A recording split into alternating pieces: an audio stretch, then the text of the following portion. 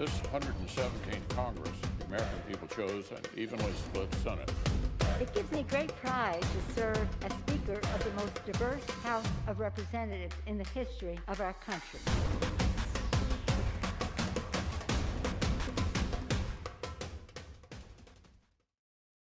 Hi, everyone, and welcome to Washington Post Live. I'm Mariana Sotomayor, and I'm a congressional reporter at the Washington Post.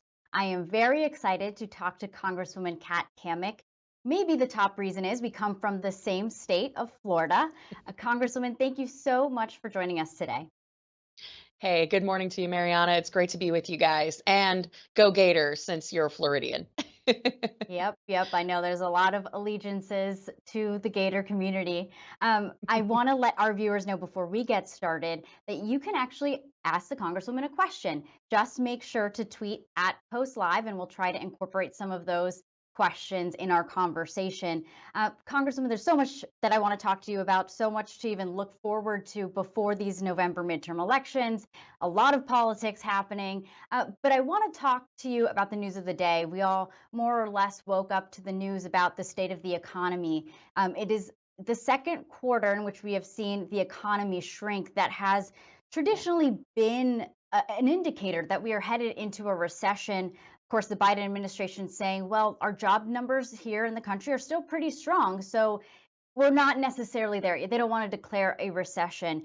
Two-part question for you. One, what is your reaction to what you're seeing? And, you know, it's possible that Republicans take back the House majority after the midterm election.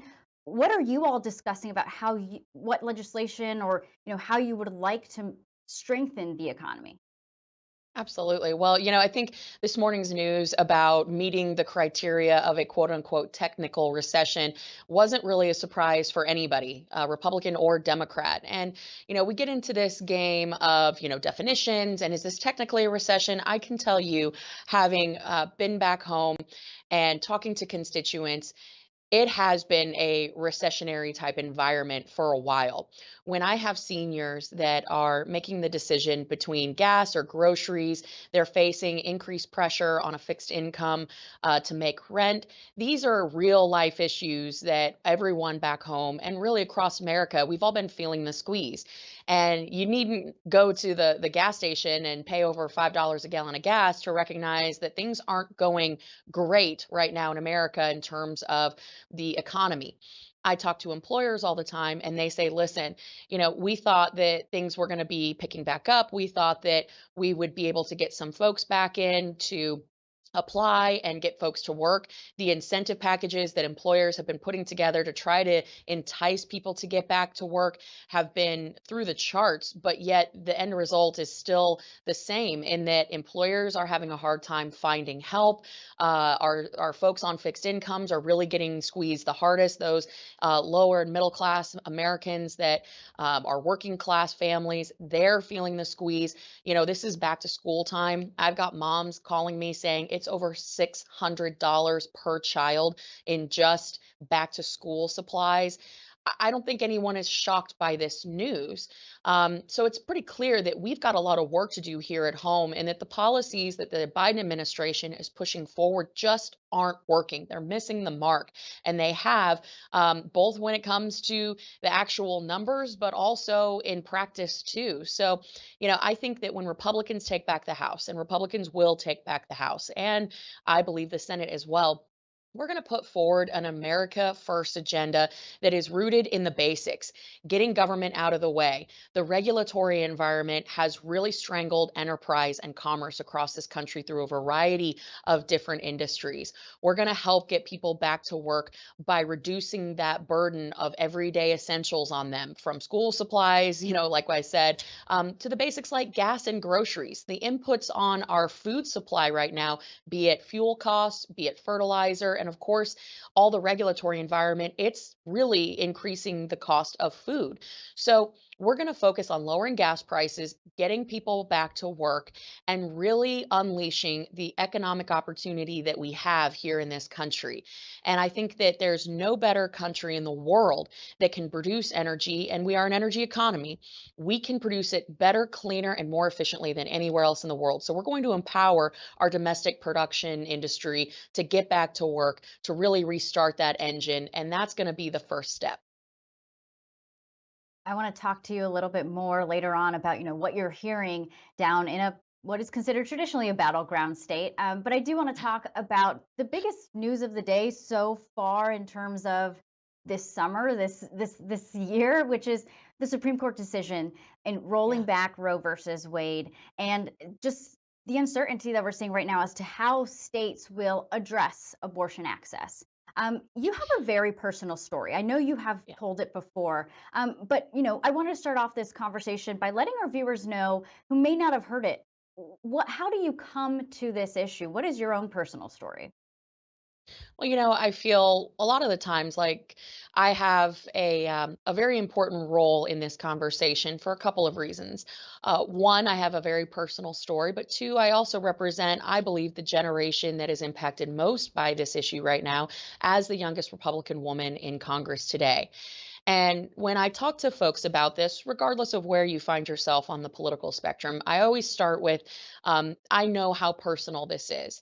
And I look at my own story in that the fact that my mom, she was urged to abort me for health reasons. When she was in her late 20s, she was pregnant with my sister and actually suffered a stroke days before she was set to deliver. And it took her about a year and a half to just relearn the basic motor functions, walking, talking. And to this day, there's still residual effects of the stroke. But it was then that the doctors told her that she would never be able to have children again safely. And so you can imagine, as a young woman, the heartbreak that that kind of news puts on you.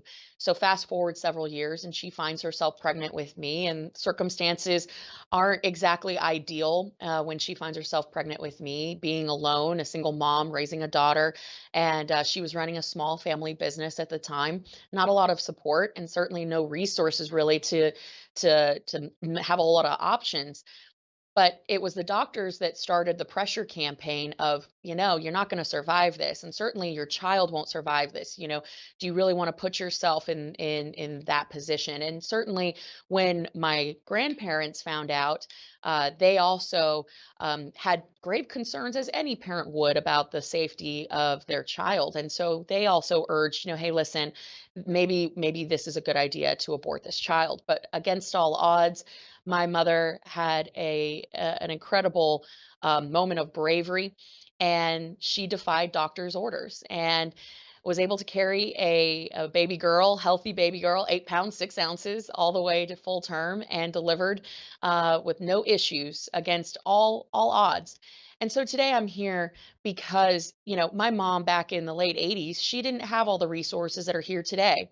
And I know how personal and how absolutely terrifying these situations can be. And that's why I think it's so important that we really empower and support the over 2,700 pro-life pregnancy centers around the country that are really designed to give women in these positions, in these situations, the support they need, rather than just the one-sided narrative of it's time to abort.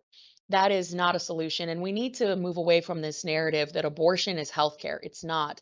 And so I think we need to empower women to really give them all options and all information that's on the table. And that's why I'm so excited about what Dobbs v. Jackson did. It really took this issue and returned it to the states where we've known it should have been rested all along. But it also is empowering women and the pro-life community and the advocates who are around the country who have worked tirelessly for years, decades.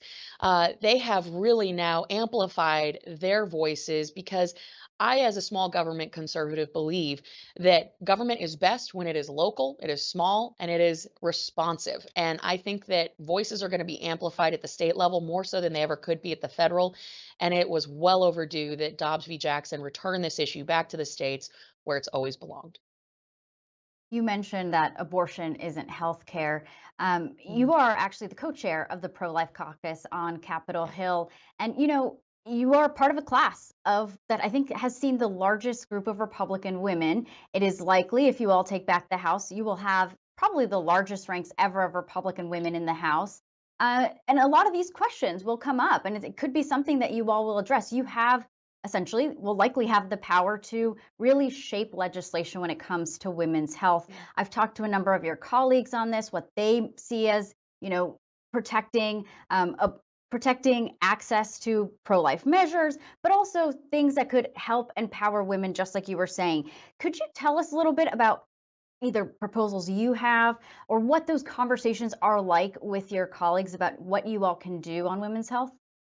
Yeah, absolutely. I think it's such an honor to really serve as the co-chair for the Pro-Life Caucus. I mean, it's really, again, like I said, this is about empowering women. It's about empowering this next generation of pro-life advocates. For so long, we had said, I'm going to be part of the pro-life post-Roe generation. And I think it kind of snuck up on us in a way that we all were just blown away by in such an amazing way. And when I talk about this particular issue, amongst my peers, but also certainly amongst my age demographic, I also say, listen, this is not just a win for the sanctity of life, but this was a win for the sanctity of our Constitution. And I think we're seeing a lot of women who are engaging in the conservative movement, in the pro-life space, who are saying, I'm a little curious about how federal government approaches this issue, the hypocrisy that exists. How is it that NASA can regard bacteria on Mars as life, but we don't recognize a heartbeat in the womb as life? I think that's a little curious. I also question when the DOJ has language that says that a pregnant woman who is murdered is classified as a double homicide, but it's not if the woman takes the child's life. There's a litany of indiscrepancies that we have on this issue that need to be worked out. But I think there's also a foundational issue. We are the nation of equal opportunity, not equal outcome. We are rooted in the idea and the tenets of life, liberty, and the pursuit of happiness.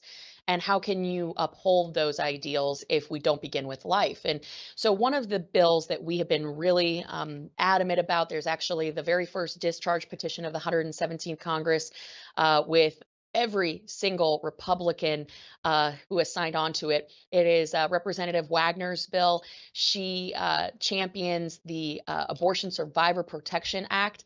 And I was really proud to work with her and Representative Whip Scalise on this to bring this discharge petition, which says simply that if a child survives an abortion attempt, the doctor has to administer life-saving care. But more than that, it has to be reported because this issue actually is common and it is grossly underreported. The data that we do have shows that this is a frequent issue that people around the country come into contact with. And so just from the standpoint of if a child survives, it is at that point outside of the womb fighting for life. As a healthcare professional, that person needs to deliver healthcare, life-saving healthcare to that child.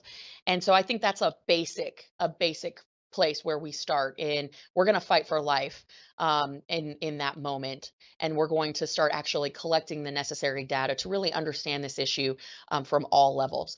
But you also see things, of course, where Representative Kay Granger, who will be the chair for appropriations, she's fighting at every turn to make sure that the Hyde Amendment protections are included, so that no taxpayer dollars go to financing abortion, regardless of how you feel about it. I think that there is absolutely no place for taxpayer-funded abortions to be in our nation. And when you look at, say, Planned Parenthood, for example, with nearly 600 facilities around the country, 96% of their pregnancy care is not prenatal. It's not anything but abortions. 96% of their pregnancy-centered, quote unquote, healthcare, and I'm using air quotes on that, it's 96% of that is abortion. So I think we have a really good shot right now to take the pro-life movement, not just on the abortion issue, but moving forward, empowering working moms, empowering working families, talking about ways we can make adoption more affordable and accessible, streamlining some of these systems that we know have some kinks that need to be worked out, talking about protections for the special needs community. There's been a situation in my district where we have found that there was discriminatory practices in place to deny organ transplants to children that were born with special needs. That's the most horrific thing you can possibly think of, to tell a parent, well, your child has Down syndrome and therefore is not eligible for this transplant. That to Yeah. me is something that needs to change. So we're going to continue to fight for pro-life, and it's not just in the womb, but it's all the way through. So I wanted to actually ask you a question we are getting from one of our viewers, Kenneth Woodward. He is from Illinois and is asking, is the GOP conference willing to back abortion restrictions that allow exceptions of rape, incest, and immediate physical harm to the mother? Where are you guys on that? And I think that's the wonderful thing about the Republican Party is that we all, like I said, come at it from our own different personal experiences. And the wonderful thing about Dobbs v. Jackson is that it returned this issue to the states. So now the citizens of each state have the ability to really champion what they feel is going to work best for their state. And I know in some areas, you have a heartbeat bill. In places like California, it's abortion on demand up until the day before delivery, late term abortions, which I personally find absolutely horrific. I think that is where the state legislatures and the governors and the people of those respective states are going to be truly empowered. But as a pro-life advocate, I would say that it is our job to really highlight and support the entire pro-life community and the systems and the services that they provide. This isn't like 30 years ago when we were really struggling to provide pro-life alternatives. This is where we now, like I said, have 2,700 pro-life pregnancy centers around the country that are willing to stand with women in crisis, in need. And so I think there's going to be some pretty robust debates about the issues of rape and incest, particularly when it's reported. And certainly I know that these are difficult conversations, but they're conversations that we need to be having. And certainly across this country in the next few years, we're going to be hearing them in state capitals. You mentioned just the debates that are coming up, likely will come up. House Democrats are at some points forcing you all to try and have some debates. I know last week was an example of that. The last 2 weeks, actually, you voted against allowing women or protecting women from seeking an abortion out of state. I wanted to ask you about that. But I know you also voted against contraception. That's something else that Democrats try to put on the floor. But you did vote in support for Congresswoman Ashley Hinson, your colleague, Republican from Mhm. Iowa, her own proposal on contraception, which would essentially allow any woman over the age of 18 to access FDA-approved birth control pills over the counter, which would be pretty revolutionary. Democrats voted against that. It looks like there could be places for compromise. I know that, there's a lot of politicking when it comes to voting on things, but on that issue, on those issues, do you think that you could actually find a place to define legislation for protections? Because that could be something that may come up if you all are in the majority. And I think that's a wonderful opportunity for us to work in a bipartisan manner on this. As you said, I supported Representative Hinson's bill to provide contraceptives to people that are 18 and over. And the thing that I continually push back on is that Republicans are not against contraception. That's not it at all. What we are against is the notion that a total free for all using non-FDA approved measures that is somehow going to solve a problem. No, that's absolutely not it. And the notion that there was going to somehow be checkpoints across interstate lines for women who were traveling across states to, seek abortions, that somehow there was going to be some sort of effort to police this or go after women, that couldn't be further from the truth. And it was actually pretty infuriating to hear that argument be put on the House floor and leveraged against us. I think that the pro-life movement is a pro-woman movement. We are extraordinarily supportive of women at all stages, and to suggest that somehow that states were going to restrict interstate travel and punish women for traveling to get an abortion was absolutely ludicrous. And I think most people across the country saw it for what it was. I mean, it was political through and through. And as you said, there was a move for the contraception bills to be put forward, yet Democrats voted against Representative Ashley Hinson's bill. And I talked to them and they said, well, we actually we're in support of this, but we just can't. The politics are clouding good policy. And I think that that's what we need to get back to is good, sound policy that is all about empowering people and to make the best decisions for themselves. And I think offering contraception that is not FDA approved, that is terribly risky. And so I think if we get the politics out of the way, take a step back and really have a conversation as Americans, not Republicans versus Democrats, but as Americans, and particularly as women. I serve in the Women's Caucus as the vice chair, and we have very incredible contributions to each other's ideas. I think that this is a place that we can actually work together, but we've got to get out of this outrage politics culture that we're living in, where one person says something crazy and the next person has to one up them. It's not productive, it's not helpful, and I think the American people, at the end of the day, they deserve better. When you're back home, you mentioned, you're hearing things that are related to the economy. I've heard that too, traveling to different parts of the country. Is abortion coming up at all? What are the issues, beyond inflation? Everyone, it doesn't matter background or where you live in the country, is tackling that. What else are you hearing from people? Oh my goodness. When I'm back home, I haven't heard a soul mention abortion or any of the social issues really at all. People are really scared about the economics. They're very scared when it comes to having enough money to get through the end of the month, especially for our working class folks. I've got moms that are very concerned about the fact that baby formula is not on the shelves, and they're in, Facebook groups to try to help each other source baby formula when they have specialty needs or kids that have specialty needs or allergies. They're really concerned, and no, like I said, young women, they're concerned about feminine products being in short supply. I can't tell you how many of my friends have texted me saying, I have been to 3 stores and I cannot find tampons anywhere. It's almost like the Biden administration is waging a war on young women around this country because it's baby formula, it's menstrual products, it's all these things that are, essentials for us, and we aren't able to get them, and that's due to a litany of factors. But it's what's really top of mind, because if you were to drive around my district, for example, you're going to see that gas is extraordinarily volatile.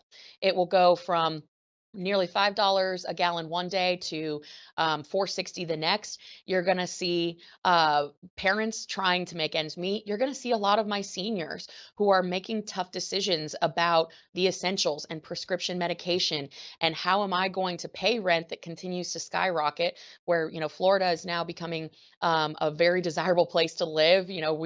We have a ton of folks moving to our state, as evidenced by the fact that we picked up a congressional seat in this latest census. And these are things that are putting pressures on everyday Americans. Whereas politics used to be a thing of, oh, it's out there, politicians, politics, whatever. Now they're paying attention because gas, groceries, crime, fentanyl has been absolutely eating up congressional districts across the country, regardless if you're Republican or Democrat. A great example is in Marion County, in my backyard. We've had another brick of fentanyl found with a pill press, and this is the #1 killer of young adults between the ages of 18 and 45. Opioids are absolutely, and fentanyl, it's killing our communities, it's busting up families, and crime, of course. These are the issues that folks back home are talking about and they're concerned about. And that's what Republicans are focused on. So we only have a couple minutes left, if you can believe it. I do want to ask you two Went by quick things. fast. I know it always goes by fast. It always shocks me. But you mentioned, social issues aren't necessarily something that are coming up when you're talking to voters. You all took a vote last week on a social issue that many do consider settled law. That was, of course, marriage equality, allowing people of same sex marriage to get married, as well as protecting interracial marriages. You were one of the 47 Republicans who voted in support of it. Why did you feel it was necessary to do that? Well, as a constitutional conservative, I felt that it's really quite simple for me. Yes, it is settled law. And if we are going to really uphold the Fifth Amendment and the 14th Amendment and guarantee equal protections under the law, we need to make sure that we're doing that across the board. I've said often that the Constitution, it's not a la carte. We don't get to pick and choose what we want to uphold from one day to the next. And as someone who is fiercely protective of my oath and the Constitution, I felt that it was really important that I take a stand and say, yes, 14th Amendment, equal protection under the law. And I think it's really important that we mention that it wasn't redefining the biblical definition of marriage. Marriage has been co-opted as a term by the government for really a contract between two consenting adults. And I don't think that anybody is in disagreement. They want marriage out of government as much as I do. But at the end of the day, I know that this is the right vote because it is the constitutional vote. And we need to protect equal rights for every single American, regardless of what their definition of pursuit of happiness is. And I know, looking ahead further down the road, you have former President Donald Trump's endorsement. I'm curious to know, what you think of his own role in the midterms has been, and if he should maybe run for president again in 2024. It has been so remarkable to see the effect and the influence that President Donald Trump has had on conservative politics, but American politics. Heck, I would even say global politics. You see so many leaders around the world who have really kind of emulated a lot of his style and his strategies and approaches to issues. And I, for one, am grateful of his service and what he has done in really putting Americans first and really pushing back against the notion that government knows best, because government doesn't. And I think that empowering people is always a good idea. And that's what he did, was he was empowering people to make the best decisions for themselves, their families, and their business, and getting government out of the way, really dismantling so many of these big government bureaucracies that are unelected and really not accountable for so many of the decisions that impact our life. So I think in terms of the midterms, he has been extraordinarily successful in supporting conservative candidates around the country. And I think we're going to continue to see that track record of success. I think the midterms are going to be about taking back the House, taking back the Senate, restoring some balance in Washington. And I can't wait to see what comes next. I wanted to ask you about, we've kind of talked about the role of women here on Capitol Hill. You all potentially may take back the majority. It's something that I like to see too. And in the press corps, we're seeing a lot more diversity there as well. You are a freshman. You've only been here for your first 2 years.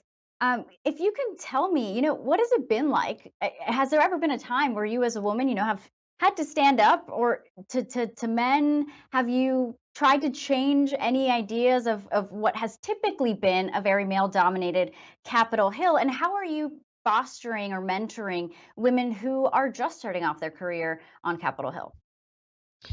Wow, ooh, there's a lot there. As somebody who was raised by a single mom, a working mom who was in a male-dominated industry, commercial sandblasting, you kind of grow up just knowing how to be tough and how to deal with some of the commentary and some of the, unfair approaches that get taken to women in a traditionally male-dominated space.